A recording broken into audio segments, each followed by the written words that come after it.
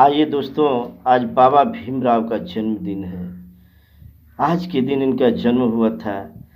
ऐसा ही गीत लेकर के आज उपस्थित है। इस गीत को अवश्य सुने।